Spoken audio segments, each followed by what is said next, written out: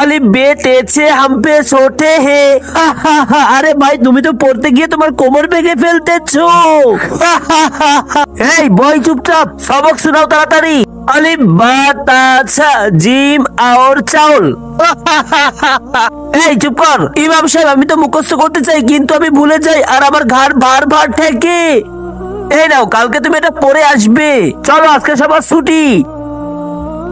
চলো পড়া বলো আগে। আজকে দেখবো শয়তান গাড়িয়ে কারা কারা আল্লাহকে ভালোবাসে। যারা আল্লাহকে ভালোবাসে তারা এই ভিডিওতে লাইক করে চ্যানেলটি সাবস্ক্রাইব করে দিবে। আর যারা শয়তানকে ভালোবাসে তাদের ভিডিও দেখার দরকার নেই, তোমরা কমেন্টে আল্লাহু আকবার লিখে যাও।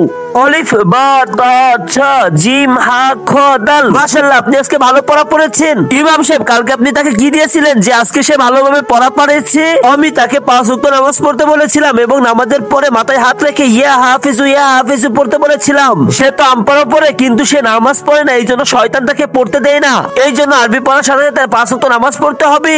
এই জন্য কুরআন শরীফ পড়ার সাথে সাথে নামাজও পড়তে হবে 5 ওয়াক্ত। নামাজ আমাদের উপর ফরজ। চলো সবাই সবক শোনাও। কমেন্ট আল্লাহু আকবার লিখে যাও।